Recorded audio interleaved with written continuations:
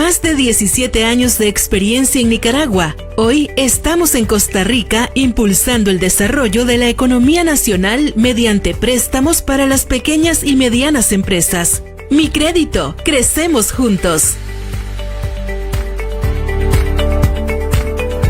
El bien despierta en vos cada día. ¿Por qué crees que vivir en bienestar es posible para todas las personas? Porque para hacer el bien, proteges con dedicación el futuro, pero también cuidas con amor las raíces que nos sostienen. Esa ilusión que te mueve a sonreír cada día, porque sabes que el bien que haces hoy regresa a vos siempre. Junta de Protección Social, para hacer el bien juntos. Transferí emociones a Nicaragua con tarifas especiales. Descarga hoy la nueva billetera Cashback para hacer tus envíos de dinero entre billeteras Cashback Costa Rica y Cashback Nicaragua. Fácil, seguro y desde donde estés. Queremos que nuestra tecnología te haga la vida más fácil para sentir más cerca a quienes están a la distancia y así transferir emociones. Cashback, donde quiera que estés. Ven a disfrutar con toda la familia del buen sazón y la variedad de platillos que te ofrece Restaurante Café La Mies. Con precios accesibles, una atención esmerada, nos encontramos ubicados en el Centro Comercial de Guadalupe, local número 7. También pueden hacer sus pedidos al número 2221-7328 o en plataformas de Uber Eats y Rappi. También pueden encontrarnos en nuestra página en Facebook como Restaurante Café La Mies. Recuerda, variedad, sabor y buen precio solo en Restaurante Café La Mies.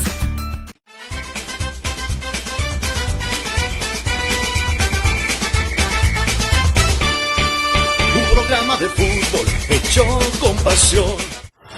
Próximamente, Fútbol Sin Censura TV. Espéralo.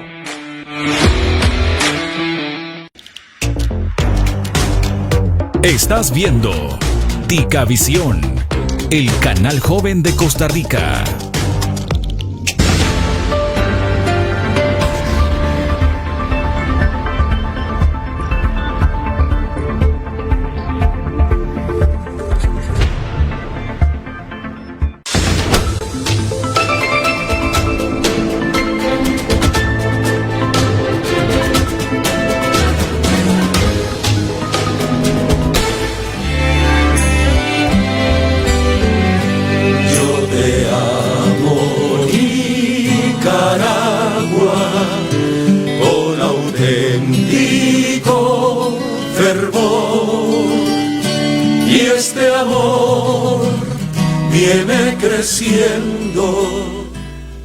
Muy buenas noches tengan todos los amigos y amigas de A Fondo con Roberto Samcam, un programa que se transmite a través de Ticavisión, el canal joven de Costa Rica, y nos pueden ver a través de la señal abierta en el canal 27.1, en Telecable, canal 213, Claro Digital, canal 146, en todas las cableras locales, regionales, en las páginas de Facebook y YouTube de Ticavisión, en nuestra página de Facebook Roberto Samcam Oficial, así como desde San Francisco, California, para el mundo a través de Radio Libertad, que se transmite en 2 ediciones el día jueves, o los días jueves. En Nicaragua nos retransmite también RMN Informativo. Hoy es miércoles 18 de agosto y rápidamente un repaso de las últimas noticias que tenemos de Nicaragua acerca de las medidas represivas y totalitarias que está impulsando la dictadura de Daniel Ortega y Rosario Murillo. La toma del diario La Prensa, que se llevó a cabo y se está llevando a cabo con el asalto, el robo de todas los bienes y sobre todo la hemeroteca y todo el legado histórico que hay en el diario La Prensa. El arresto y ya 90 días de investigación, entre comillas, de Juan Lorenzo Holman Chamorro, el director del diario La Prensa, la citatoria al Chipote, que los dejan igualmente por 90 días en investigación, a 3 empleados del diario La Prensa del área de finanzas y administrativas. Es decir, quieren comprometerlos a como sea en la acusación de lavado de dinero. Daniel Ortega ha cancelado el funcionamiento en Nicaragua de 6 organismos internacionales o organismos de cooperación internacional.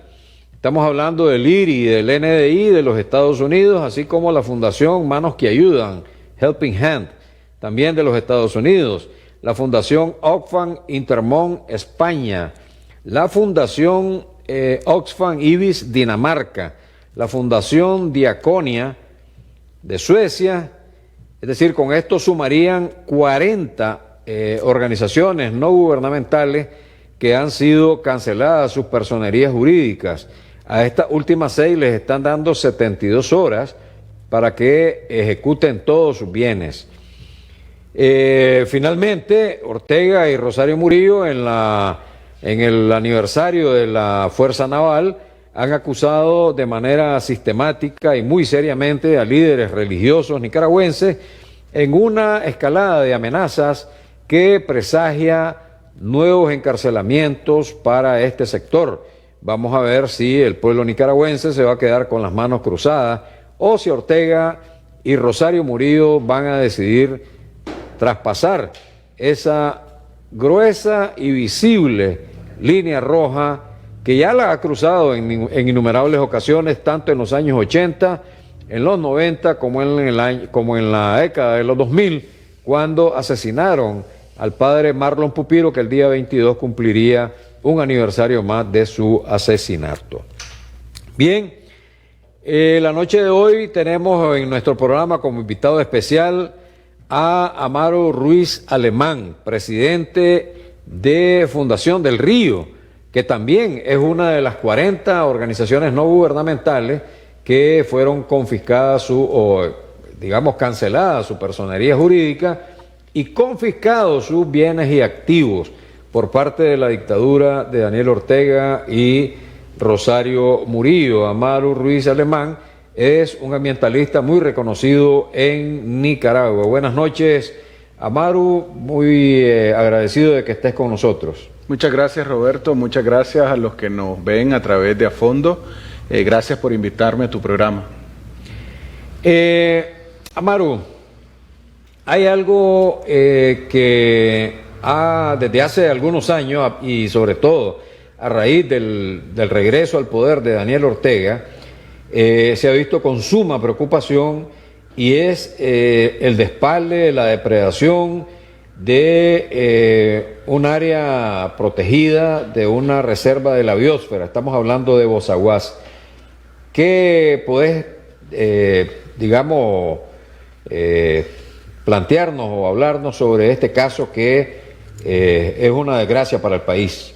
Sí, en principio recordemos que a partir de 2007 el régimen se incorpora al gobierno y aquí lo que generó es un proceso de cambio de políticas públicas, sobre todo de corte extractivista, vinculado con una sociedad, con el sector privado del gran capital y con algunos funcionarios incluso del ejército, de la policía, que estaban también en ese modelo de diálogo y consenso que tenía el régimen de Ortega Murillo en 2007. A partir de ese modelo de neoextractivista se generaron los principales procesos de deforestación del país. Continuó y aumentó los procesos de deforestación. En este periodo de 2007 hasta la fecha estamos hablando de un promedio de 132.000 hectáreas anuales de deforestación que han ocurrido en nuestros territorios, en nuestro bosque. Comparado con la época de Somoza, solo haciendo una comparación así rápida, en la época de Somoza eran 100.000 hectáreas anuales. Es decir, en creces superó los procesos de deforestación el régimen en Nicaragua. Y precisamente uno de los primeros áreas de conservación de gran magnitud e importancia para la región centroamericana, para el mundo y para Nicaragua, es el caso de Bozaguas. Y aquí significó también el aprovechamiento a través de alba forestal de más de 5 millones de metros cúbicos de madera, Eso, comparado, si lo metes todos esos metros cúbicos en contenedores de exportación, estamos hablando de 900 kilómetros de longitud, lo que llevarían ese volumen de madera que se aprovechó tanto en las zonas de amortiguamiento de Bozaguá como en algunas zonas núcleo y territorios indígenas y afrodescendientes de la costa Caribe Norte. Recordarán que ese territorio fue impactado por el huracán Félix en 2006 y que luego, 2 años después, vino esta empresa de capital vinculado a los fondos de Albaniza que constituyeron un consorcio empresarial privado y que se lucraron en función de la extracción de manera indiscriminada del bosque en esa zona. Esta no es solo la única reserva que ha sido afectada por el régimen, sino también estamos hablando de Indio Maíz, que recordará fue uno de los que inició la protesta ciudadana en 2018, fue por la negligencia en la atención de un incendio dentro de la Reserva Biológica Indio Maíz. Entonces estamos hablando de un modelo extractivista, un modelo que va destruyendo los bosques de nuestro país, de nuestra Nicaragua, y que trae consecuencias y que solo lucra al final a un cierto grupo de personas que está vinculado al negocio de la madera, pero también a otros negocios. Amaru, voy a pedirle a Control que nos ponga una tabla con las cifras oficiales, las cifras del CETREX, por el valor de las exportaciones de madera en Nicaragua a raíz de la llegada al poder de Daniel Ortega.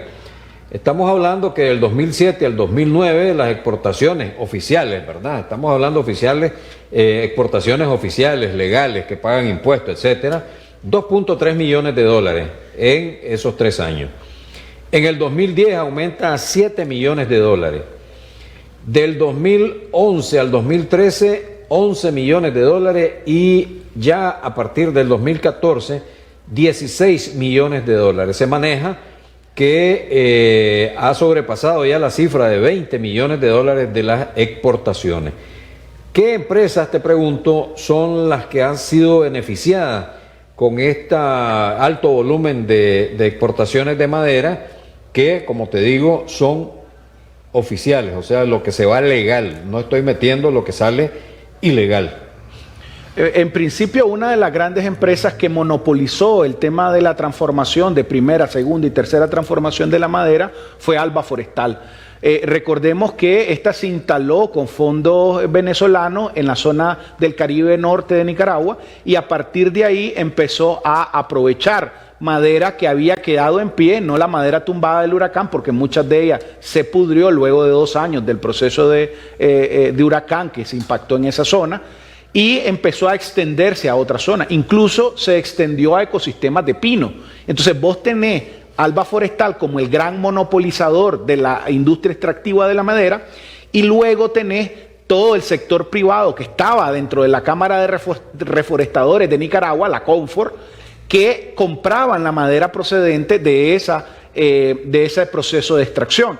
Y ahí empezó entonces todo el andamiaje y las políticas que favorecieron este modelo de diálogo y consenso con el sector privado, que era: yo Estado facilito a través de mi empresa, que es de capital privado y que me beneficia a mí, la extracción de la madera, pero se la vendo a las empresas del sector privado que son socias mías en el negocio de la madera, y les facilito los procesos de exportación a nivel internacional y obviamente de los procesos de extracción de algunas especies que son las más conservadas, que es de madera preciosa. Estamos hablando de caoba, estamos hablando de cedro, estamos hablando de níspero, es decir, de madera dura, que son las que tienen mayor valor en el mercado internacional y que por ende se convirtió en un proceso también de sociedades alrededor de la extracción de la madera. Esto también se complementa que luego también de las denuncias que se hicieron en ese momento, Alba Forestal cambió de nombre. Es una estrategia que hacen las empresas para tratar de blanquearse de alguna manera, y se convirtió en NH Woods, es decir, una empresa que parecía diferente a la empresa de Alba Forestal, pero que simplemente cambió de razón social, permitiéndole establecer nuevas concesiones. Obviamente ahí tanto la Cámara Nacional de Reforestadores, que tienen también algunos miembros que son los que aprovechan esta madera proveniente de esta zona, aprovecharon esas condiciones y recordarán que también se ha facilitado, el régimen ha facilitado todo un proceso de permisología ambiental, es decir, cambió y modificó el decreto del sistema de evaluación de impacto ambiental para que precisamente los negocios empresariales de sus socios tuvieran las concesiones necesarias, tanto en territorio indígena, tanto en regiones autónomas, como de las entidades como Marena y Nafor, en el caso de la extracción forestal. Entonces, eso se convirtió y facilitó todo un proceso de extracción que hoy por hoy se mantiene, nada más que también ha permeado a zonas como Dipilto y Jalapa, que son zonas de bosque de pino que se han, de alguna manera, que se están aprovechando de manera irracional, sin respetar los planes de manejo, y todo bajo la excusa del tema del gorgojo o de los impactos que recibió por los huracanes Eta y Iota en la zona norte del Caribe Norte y también en la zona de Dipilto y Jalapa, que también tuvo unas repercusiones. Amaru, bueno, vos planteás que los socios en este negocio de exportación de la madera eran personeros del empresariado, ¿no? De las cúpulas empresariales que aprovecharon el famoso modelo de diálogo y consenso. Sin embargo, hay informaciones de que aseguran que la misma esta gente de Alba Forestal exportaba madera. ¿Hacia dónde iba esa madera cuando sale fuera del país? ¿Cuáles son los países de destino? Mira, en principio, en ese momento había un compromiso con el Estado venezolano en la retribución de la inversión que ellos habían hecho, en el caso de Alba Forestal, por preceder de fondos de Albaniza. Había un compromiso, pero según las exportaciones, y cuando vemos las exportaciones, realmente Venezuela no llegó a representar una fuente de entrada directa de madera nuestra exportada hacia ese país. Sí lo representó Estados Unidos, Europa, que son los principales mercados que Nicaragua tiene y tenía en ese momento para la exportación de madera en rollo, y en algunos de los casos en madera de primera o segunda transformación para algunas empresas, como el caso de Simplemente Madera. Y otra parte del mercado se quedaba a nivel nacional con las pequeñas y medianas empresas que procesan la madera en el país. Entonces vos tenés un amplio sector. Y yo me quiero detener en el caso de Simplemente Madera. Simplemente Madera es una empresa privada vinculada a quien en paz descanse, Ponzón. Ellos estaban incluso a Clemente Ponzón. No sé si te acordarás que en su momento el general Jalis Leven hablaba de Mocorón, y en Mocorón quisieron construir, o el Cucurucho como se le llamó en ese momento, quisieron construir un modelo entre comillas sostenible para tratar de lavarse la cara en términos de la insistencia de la sociedad civil y del pueblo y del barrio ahí de Managua, sobre todo vinculado a la UNAM Managua, que protestaba para que se declarara como un área protegida. Entonces ellos, desde el Instituto de Previsión Social Militar, estaban estableciendo un modelo de construcción de casas basado en madera.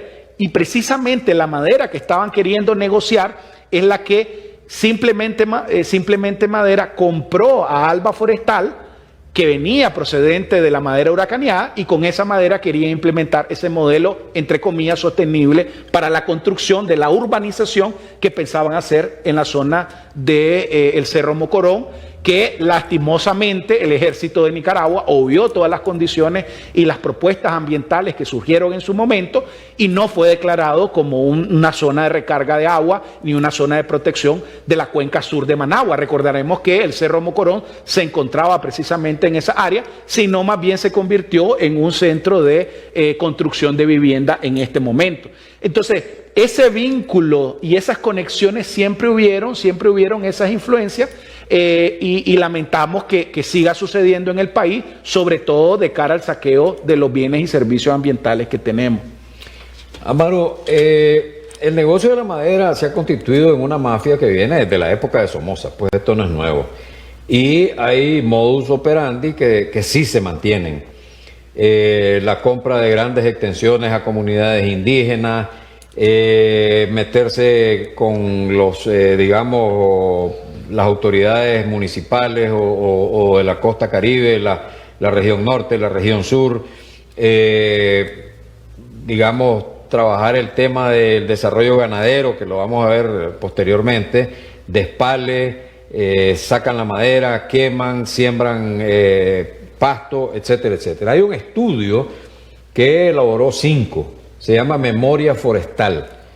En la página 32 habla de Industria Santo Domingo en Larraán, favoritismo de INAFOR, y mencionan en concreto a un personaje que tiene estos últimos días bastante relevancia, Óscar Sobalbarro, conocido como Comandante Rubén, empresario maderero, donde lo acusan y lo señalan en este estudio de muchas irregularidades, sobre todo en una comunidad de la costa Caribe Norte, donde aparentemente compró un área, pero explotó mucho más y se metió sobre todo a explotación de la caoba que estaba en veda, y ni siquiera respetó los diámetros pues que estaban autorizados.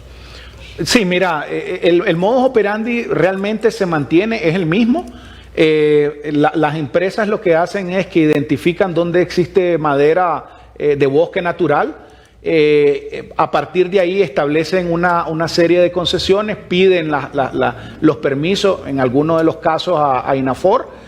Ellos entregan un permiso con ciertos estándares, con cierta cantidad o volumen de madera o volumen de metros cúbicos, y por lo general las empresas no la respetan y extraen mucho más allá, tanto de las especies permitidas, porque hay especies en CITE 1, la caoba es especie en CITE 1, y es prohibido su comercialización porque precisamente está en veda forestal, por ser una especie preciosa y que ya se ha acabado, como vos decís, desde Somoza vino los primeros procesos de extracción.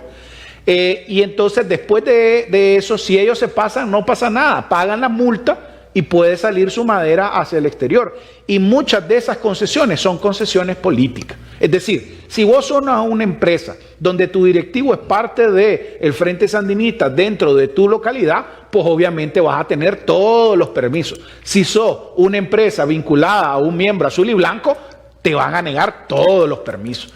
A menos que tengas un acuerdo de colaboración, que no le voles verga al gobierno, como dicen ellos que le volamos. Entonces, de esa manera, entonces se detienen los procesos de concesión o aumentan los procesos de concesión. Pero esa misma mafia maderera se mantiene, y es por eso que en el año pasado, luego del huracán Eta y Ota, lo que vimos fue un decreto presidencial por parte del régimen de Ortega Murillo, donde estableció la explotación de madera dentro de áreas protegidas y con especies que estaban en veda. Entonces, vos tenés un marco jurídico que el que actúa es el propio régimen para intereses de sus propios socios, entonces te va a facilitar todo ese marco de concesión para que vos entonces podás extraer ese recurso y venderlo. ¿Y qué pasa con las comunidades locales? Bueno, se quedan sin ese recurso o las ganancias son mínimas para tratar de mantenerlo y que no protesten en contra de esas concesiones que se generaron. Además, son comunidades en muchos de los casos empobrecidas, que con que les dé una parte de la ganancia, el 1%, el 2%, lo que les dé, ellos se van a sentir agradecidos. Sin embargo, al final se están quedando sin esos recursos que están destinados para esas comunidades indígenas y afrodescendientes, sobre todo en la costa. Ese modelo ha generado que hemos perdido del 2000 hasta la fecha más del 40% del bosque nicaragüense. Se ha perdido, es decir, 1.5 millones de hectáreas de bosque se han perdido. Si seguimos con ese ritmo, Roberto, vamos a quedarnos en los próximos 10, 20 años sin bosques en Nicaragua. Es el modelo que en otros países, como en Haití, se generó, es decir, acabaron con su masa forestal y lo que se convirtió en un país desértico. Y con unos niveles elevados de empobrecimiento brutal. Bueno, además de todo lo que las catástrofes que ha recibido, como el que acaba de recibir con el terremoto. Pero evidentemente ese es el modelo que estamos siguiendo como país, que es insostenible a lo largo, pero que además tiene afectaciones en el agua, en la biodiversidad, en la comunidad, en la gente. y que va a seguir presentándose si no hay un cambio y una transformación política del país. Porque esto no basta con solo cambiar el presidente. Esto tenemos que pensar hacia qué rumbo vamos a darle a esos territorios, sobre todo cómo vamos a aprovechar de manera sostenible la madera, porque... Y hay algo que es importante diferenciar, pues en los países centroamericanos siempre especialistas forestales me preguntan, ¿pero qué pasa en Nicaragua? Bueno, pasa que el tridente, tanto de la empresa como del Estado, como de los territorios, el Estado, las instituciones no funcionan, no hay institucionalidad que supervise que realmente se extrajo el plan de aprovechamiento que estableció la empresa. Es más, no hay ni siquiera una supervisión ni un seguimiento al plan de reforestación. Es decir, si Alba Forestal deforestó más de 5 millones de metros cúbicos, ¿dónde está? Tendría que haber reforestado 3 veces lo que extrajo de esa área. ¿Y dónde está? 10 años después, ¿dónde está esa madera? ¿Dónde está esa producción de árboles que debió de hacerse como parte de la responsabilidad por extraer esos recursos forestales? Igual sucede con las otras empresas, no hay un seguimiento alrededor de esa industria. Ahora, quiero quedar claro porque me parece una barbaridad. Hablaste de 900 kilómetros, si lo ponemos en línea recta. Exactamente. Esos 5 millones de metros cúbicos. Un metro cúbico, hablemos que sea cedro, ¿cuánto representa en dinero en el mercado internacional? El metro puede andar entre 4 o 5 dólares, dependiendo de dónde lo vendas. El metro cúbico. El metro cúbico. Estamos hablando y dependiendo de la madera, dependiendo de la especie, dependiendo de la madera y dependiendo del país. Ahora, de esos 4 o 5 dólares por metro cúbico, ¿cuánto le queda al dueño del bosque, a la comunidad propietaria del bosque? Algunas veces nada, porque la concesión la da el Estado y se adscribe el derecho de esa propiedad del Estado. Dice en la legislación que todo lo que está sobre la superficie es del Estado y todo lo que está bajo la superficie terrestre también es del Estado. Entonces, en muchas de las concesiones no le queda nada a los pequeños o a las familias o a las comunidades indígenas o a las comunidades rurales campesinas. En algunos procesos sí se involucran, pero le queda una minucia, es decir, yo no te sabría decir cuánto le pagan porque es una cifra irrisoria realmente lo que le pagan. Más bien le pagan para que trabaje dentro de esa empresa. Entonces se convierten en peones de esas empresas de extracción y es la manera de resarcir, pues, que ellos trabajen dentro de ese proceso de concesión y entonces le generan recursos.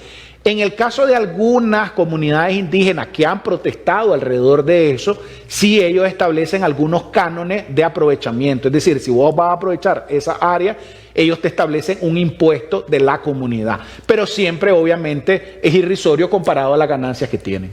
Ahora, yo lo que veo es una colusión entre el Estado, el poder local y el maderero, porque... por ejemplo, las mayores explotaciones están en la zona del Caribe norte y sur. Ahí hay gobiernos regionales que no respetan entonces ni siquiera la autonomía, su propia autonomía, mucho menos respetan la propiedad de las comunidades afrodescendientes. Así es, recordará que la ley de 28, la ley de autonomía de la costa Caribe, de las dos costas Caribe, no estableció una autonomía económica. ¿Qué quiere decir? Que es una autonomía media, porque los recursos que se extraen de la costa Caribe no necesariamente hay una redistribución en beneficios de impuestos, en términos de recaudación fiscal hacia la costa Caribe. Ambos tienen obviamente una subvención del gobierno central, pero no se traduce en los volúmenes que sacan. Entonces vos tenés una desigualdad y no tenés realmente una autonomía económica de esos territorios. Tenés una autonomía administrativa, tenés una autonomía de poder, pero eso no se convierte en una autonomía económica cuando los bienes y servicios ambientales que están sacando desde la costa, pues obviamente no hay una forma de retribución, a pesar de que existen algunos procedimientos para ciertas concesiones donde se aprovecha el 25% para las regiones del Caribe, el 25% para comunidades indígenas y el otro porcentaje para el gobierno central. Sin embargo, eso no se traduce en todas las concesiones, eso se traduce en algunas concesiones que se establecen en ese régimen de autonomía. Bien, vamos a ir a nuestro primer cambio comercial y vamos a regresar con un tema también espinoso y es la minería, las concesiones mineras que se dan como que fueran cartas de naipe. Pero eso es cuando volvamos después de nuestro cambio comercial. Ya volvemos.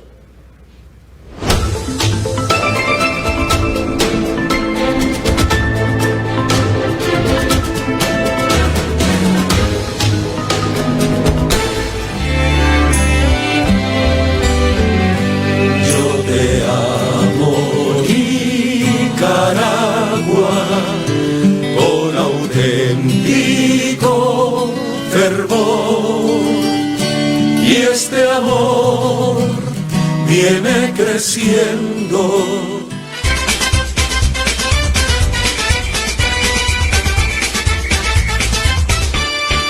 Un programa de fútbol hecho con pasión. Próximamente, Fútbol Sin Censura TV. Espéralo. Transferí emociones a Nicaragua con tarifas especiales. Descarga hoy la nueva billetera Cashback para hacer tus envíos de dinero entre billeteras Cashback Costa Rica y Cashback Nicaragua. Fácil, seguro y desde donde estés. Queremos que nuestra tecnología te haga la vida más fácil para sentir más cerca a quienes están a la distancia y así transferir emociones. Cashback, donde quiera que estés. Estética Habitus te pone el mundo de la belleza en tus manos. Ofrecemos tratamientos reductivos, reafirmantes, tratamientos faciales para manchas, acné, rejuvenecimiento e hidratación, masajes, depilación láser, estrías, microblending, salón de belleza y baby glow. Contáctenos al número telefónico que aparece en pantalla. Somos Estética Habitus, el mundo de la belleza en tus manos. El bien despierta en vos cada día. ¿Por qué crees que vivir en bienestar es posible para todas las personas? Porque para hacer el bien, proteges con dedicación el futuro, pero también cuidas con amor las raíces que nos sostienen. Esa ilusión que te mueve a sonreír cada día, porque sabes que el bien que haces hoy regresa a vos siempre. Junta de Protección Social, para hacer el bien juntos. Ven a disfrutar con toda la familia del buen sazón y la variedad de platillos que te ofrece Restaurante Café La Mies. Con precios accesibles, una atención esmerada, nos encontramos ubicados en el Centro Comercial de Guadalupe, local número 7. También pueden hacer sus pedidos al número 2221-7328 o en plataformas de Uber Eats y Rappi. También pueden encontrarnos en nuestra página en Facebook como Restaurante Café La Mies. Recuerda, variedad, sabor y buen precio solo en Restaurante Café La Mies. En la Clínica de Salud Visual tenemos como objetivo cuidar de su visión. Nuestro equipo de alta tecnología, personal capacitado e instalaciones nos permiten llevar a cabo una valoración oportuna, confiable y precisa de sus ojos. Contamos con servicios optométricos y oftalmológicos profesionales, asesoramiento, educación y productos a nuestros pacientes con altos estándares de calidad y personalizados que permiten solucionar sus necesidades y contribuyen a lograr una salud visual buena y eficiente. Estamos ubicados en San Pedro de Montes de Oca, de la Rotonda Betania, 150 metros al este. Somos la Clínica de Salud Visual. Más diversión, más calidad, más de lo que te gusta todos los días. Disfruta de más entretenimiento con Telecable. Aprovecha esta promo. 50 megas más TV digital por 25.800 colones. Pásate ya. 4080-4000. Telecable lo tiene todo.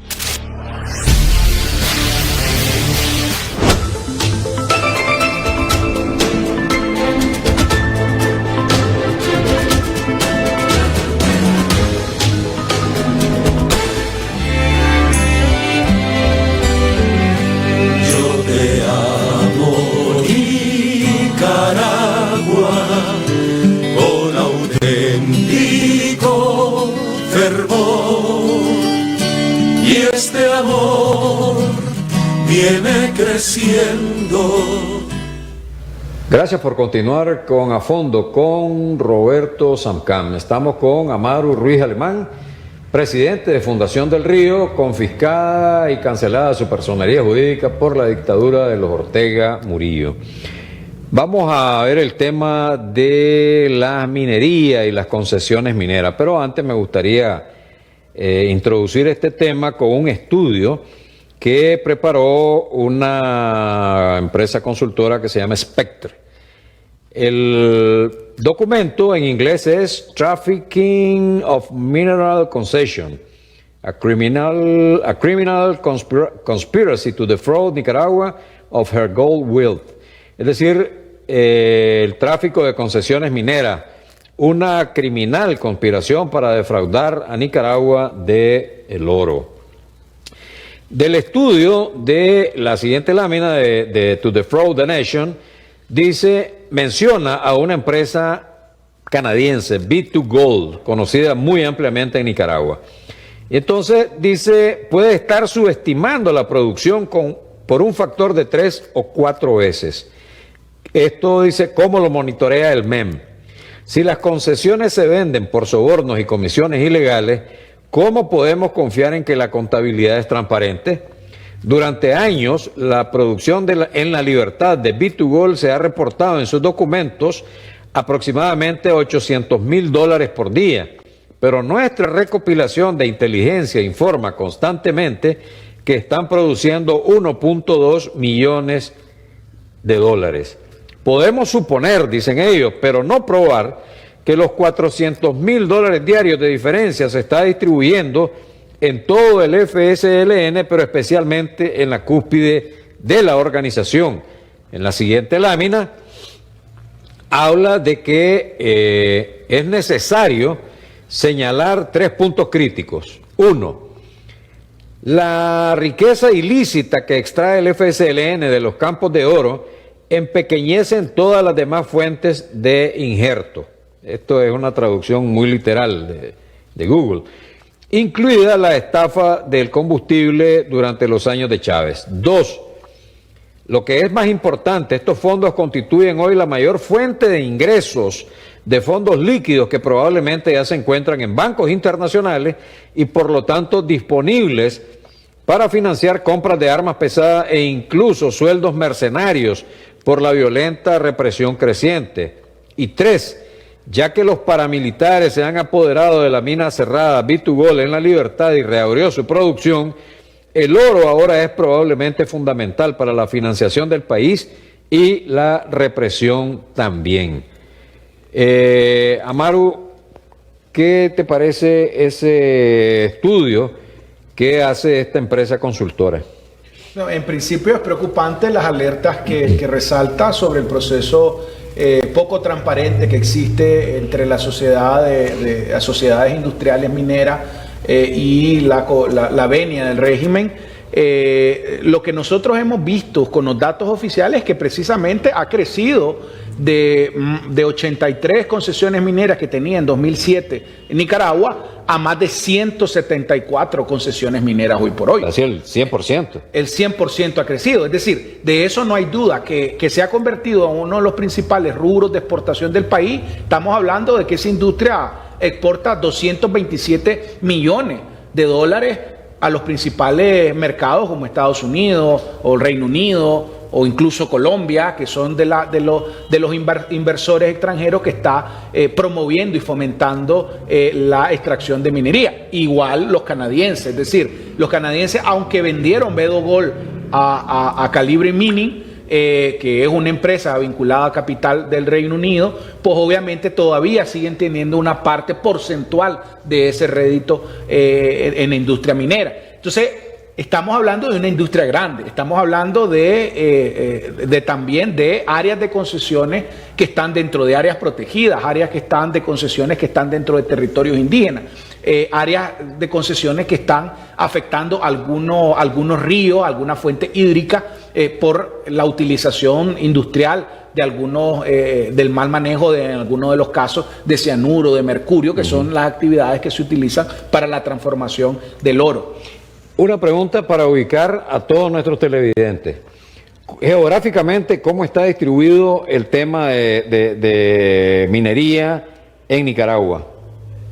En principio, aquí hay que diferenciar dos cosas. Uno, la industria metálica extractiva, que está vinculada principalmente a oro y plata, y de capital privado, es decir, son concesiones privadas. Esta industria se está distribuida prácticamente en los distritos, en algunos distritos mineros históricos, Rosita, Bonanza, Ciuna, que es el triángulo minero.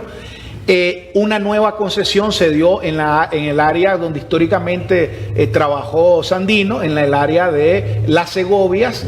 Se encuentran otras industrias en la zona de León y en la zona de municipios rurales de Chinandega. Ahí está, por ejemplo, en León está Mina La India, que es parte de un complejo nuevo de explotación minera. Y tenés también la zona de Chontales, La Libertad y Santo Domingo, que son los sitios de extracción minera que han establecido. Ahora, después de eso tenés la empresa creada por el régimen de Ortega Murillo, que se llama Eniminas, que estableció una reserva minera en otra zona, incluyendo dentro de áreas protegidas. Entonces, la sumatoria de eso, en términos de porcentaje del territorio nacional, representa el 20% del territorio nicaragüense que está o concesionado a través de concesiones privadas, de capital privado, o a través de las reservas mineras que estableció la empresa Enimina, que es una empresa público-privada, es decir, que tiene un grado de oscuridad porque no conocemos cuál es el proceder y quiénes son sus presidentes, etcétera. Es decir, con muy poca transparencia, pero que está adscrita al Estado nicaragüense y que fue fundada por el régimen de Ortega Murillo. Entonces, así está distribuida, y esas reservas se encuentran en todas, sobre todo en la parte central de Nicaragua y en la parte de la costa caribe del país. En algún momento, Amaro, el tema de las concesiones mineras se planteó que era una piñata. Yo recuerdo, y voy a hacer esta confidencia, en algún momento de mi vida profesional como consultor, una gente me pidió que les ayudara a hacer el plan de negocios para una explotación de una concesión minera. Voy a obviar nombres, ¿verdad? De esta gente, pero sí de los que estaban a cargo de parte del gobierno. En algún momento en el estudio financiero, ¿verdad?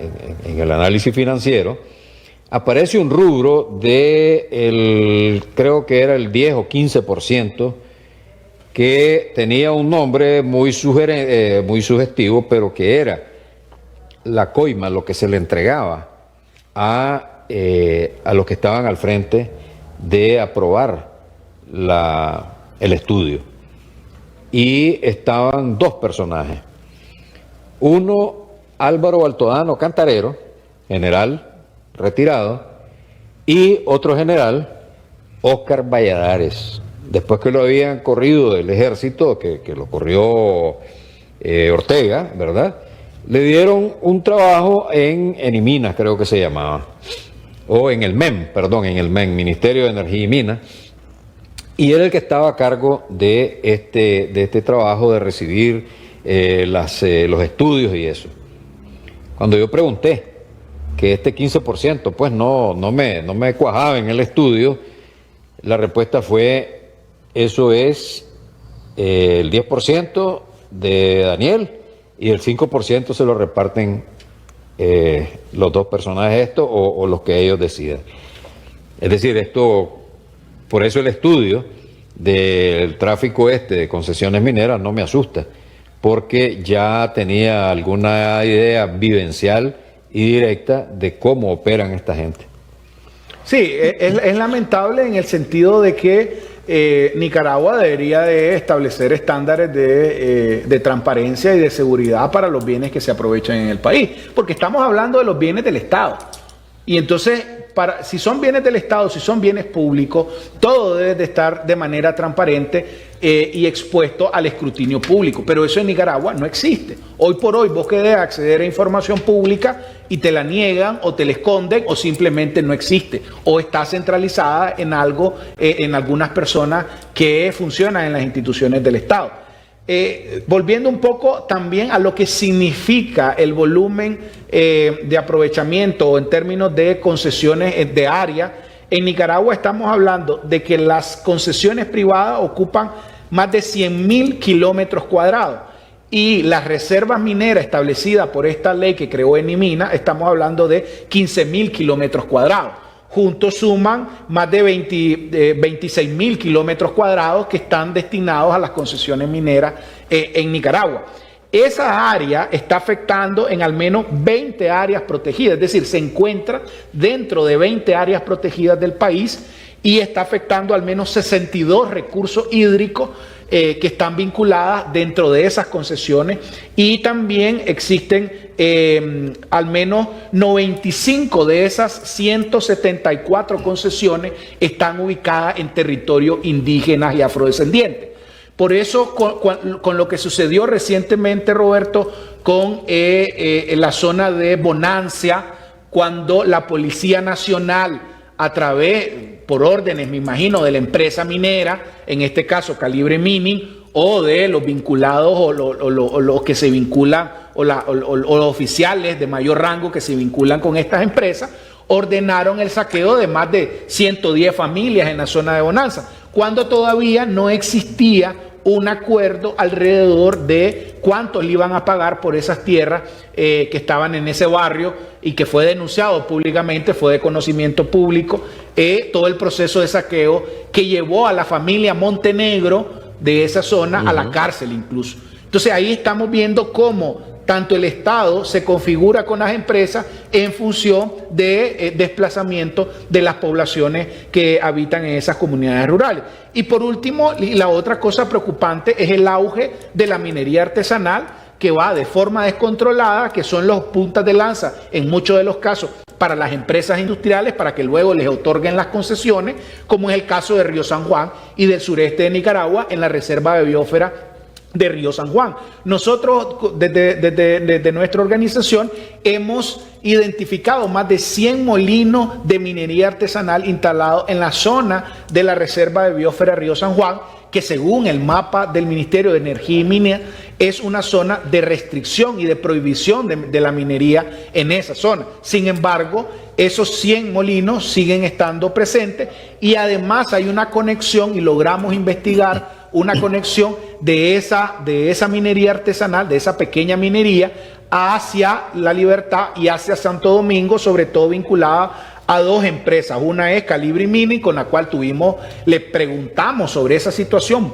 de manera oficial, pero ellos dijeron que no recibían material de esa zona, cuando las denuncias y las evidencias pues sí corroboraron que existía entrada de ese material a través de las cooperativas mineras, que son las que aprovechan el 1% de las concesiones en esos territorios, y que a través de ahí entraba la minería artesanal, que en una zona prohibida, una zona de reserva, hacia esas industrias extractivas de gran alcance. Y la otra empresa está vinculada al grupo IMINSA, que es de origen chino, que también está operando con otro nombre o razón social que se llama empresa Topacio S.A., que está dentro de la zona de amortiguamiento de la Reserva Biológica Indio Maíz y dentro de la zona de biosfera de Río San Juan.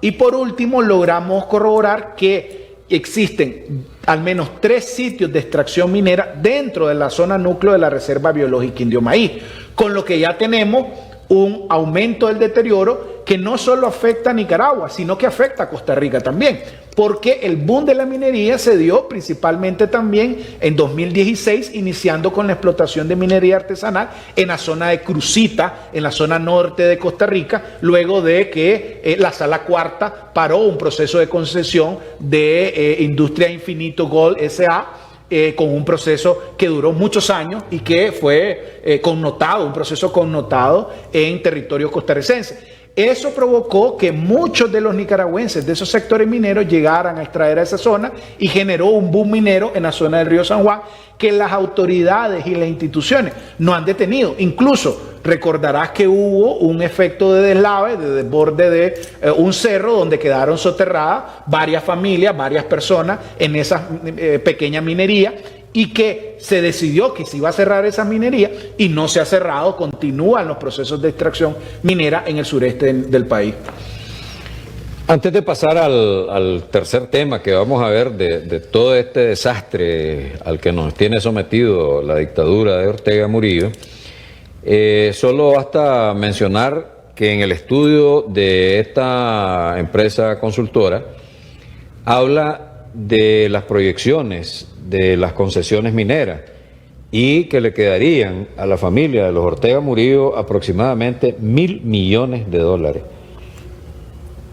Alguien me decía que una parte está invertida en Costa Rica en desarrollos inmobiliarios, ¿verdad? Para que tengas una idea de cómo el tentáculo se va extendiendo hacia el resto de Centroamérica. Hablemos de un tema que tiene que ver como, veámoslo como un subproducto del contrabando de madera. Y tiene que ver con el contrabando de ganado, que afecta a las comunidades indígenas, el desplazamiento de las comunidades indígenas, y también es aprovechado por el narcotráfico. El contrabando de ganado, de acuerdo a informaciones en el 2014, informaciones incluso de aquí de Costa Rica, de la Asociación de Exportadores de Ganado Bovino, hablaban de que 2013, 2014 se estaban contrabandeando entre 300 y 400 mil cabezas de ganado hacia Honduras. Todavía existían los dos carteles hondureños, el cartel de los Cachiros y el cartel de los Valle, que tenían un tendido de mataderos en la zona fronteriza con Honduras, sobre todo en limítrofes con Somoto y Somotillo, que es donde salía la mayor parte del ganado. ¿Cómo afecta el contrabando de ganado con el desplazamiento de las comunidades y el narcotráfico? En primer lugar, yo quisiera hacer alusión de que la industria ganadera es la principal responsable de los procesos de deforestación en Nicaragua. Si nosotros quisiéramos encontrar los culpables, los tenemos clarísimos. La industria ganadera tiene una enorme responsabilidad, no es de ahorita, ¿verdad?, desde los procesos industriales. ¿Por qué? Porque desarrolla una ganadería extensiva. Simplemente por el modelo extensivo que ha generado que hoy por hoy en Nicaragua exista el 40% del territorio nacional convertido en pasto. Y estamos hablando de una industria que tiene alrededor entre 6 y 7 millones de cabezas de ganado en el país. Eso es lo que existe en Nicaragua, según la información oficial. Y una de las más altas a nivel mundial. Y estamos hablando de la industria de unos 437 millones de dólares, lo que está exportando. Sobre todo, el principal mercado es el mercado de Estados Unidos, donde va la carne nicaragüense y la procesan. Sobre todo estas empresas que se dedican a la comida chatarra, a la comida rápida, para las tortas de las hamburguesas que produce. Eso es principalmente el destino de la carne nicaragüense. En segundo lugar, yo quisiera decir que la cadena de valor de la ganadería, sobre todo se está alimentando de fuentes que vienen de fincas que están siendo engordadas en áreas protegidas. En un análisis que nosotros hicimos, encontramos que en Indio Maíz al menos habían 5 rutas de engorde y comercialización de ganadería hacia al menos 4 ganaderos: Macesa, Su Carne, San Martín y Novaterra, que son las que estaban comprando la carne procedente del engorde dentro de la Reserva Biológica Indio Maíz, dentro de un área protegida. Y una de esas rutas es una ruta de contrabando, a propósito del contrabando que mencionaba, porque lo que descubrimos es que una de esas rutas es utilizada para el contrabando hacia Costa Rica como un refugio para vender la carne, porque aquí la carne es mucho más cara que en Nicaragua. Entonces la engordan allá y lo mueven hacia Costa Rica para entrar al comercio de la ganadería aquí en Costa Rica. Pero el problema principal y lo que nosotros estamos diciendo es cómo una empresa con esa cantidad de recursos, con una responsabilidad al mercado internacional para proveer calidad, pero no solo calidad, para proveer responsabilidad en el manejo de la trazabilidad del ganado, esté permitiendo y esté obviando la responsabilidad que tiene como industria de los procesos de deforestación que ocurren en Nicaragua. Y eso te estoy hablando del caso Indio Maíz, que es un caso más reciente. Si nos vamos a Bozaguá, el estudio de la GTZ demuestra que el principal factor de deforestación de Bozaguá ha sido la ganadería extensiva que se desarrolla en esa zona. Y las cámaras han salido diciendo que nosotros no somos responsables y se lavan las manos. Ojo con esto. Si el proceso de cadena de valor llega hasta sus mataderos cuando compran, pues y ellos son los únicos que exportan hacia afuera, pues obviamente tienen una responsabilidad en toda la cadena de valor de la ganadería. Nosotros les hemos comunicado, les hemos pasado los informes, les hemos dicho que tienen que cambiar, pero en este momento incluso nos dijeron que nosotros lo que andábamos buscando era dinero y nosotros no queremos dinero de ellos. Efectivamente, hasta que salió la denuncia en Estados Unidos es que ellos empezaron a reaccionar y a repensar cuál le va a ser su modelo de ganadería. Entonces, para mí es importante primero establecer que esta es una industria que tiene una responsabilidad con el ambiente y que también ha sido uno de los principales factores del deterioro ambiental de nuestro país. Incluso fue impulsada por el propio régimen. Recordarás el programa de Hambre Cero, que lo que promovía, incentivaba el establecimiento de ganadería, le daban una vaca para que produjera leche, etcétera, y empezó a abrir al mercado internacional y generar algunos incentivos fiscales para que empresas extranjeras como Lala en México viniera a Nicaragua para seguir el proceso de extracción o de reproducción de reses dentro del país y que se aumentara el volumen de exportaciones en el tema ganadero.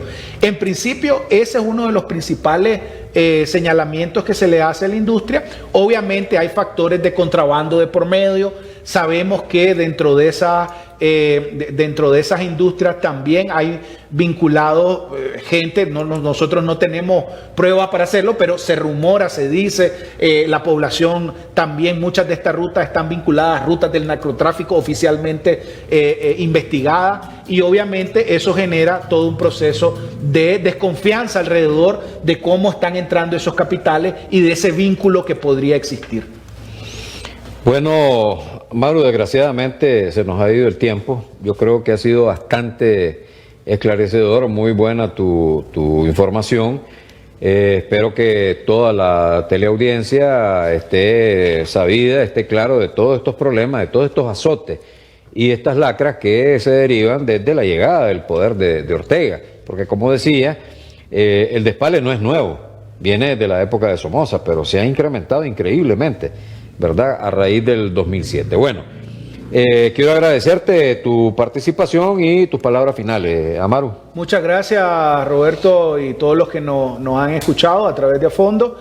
Y vamos a seguir monitoreando la situación. Yo creo que en estos momentos hay que dar un aliento al pueblo nicaragüense de que vamos a seguir resistiendo desde donde estemos, desde el exilio, desde adentro de Nicaragua, para acabar con esta dictadura.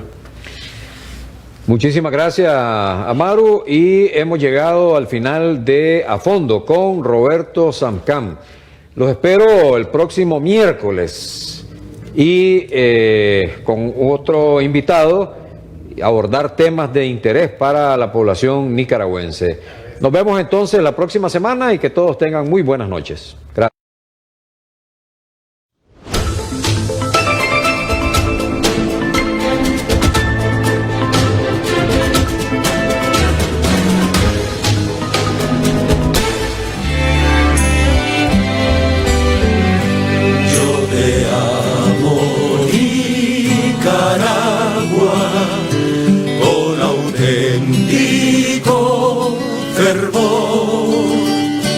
Y este amor viene creciendo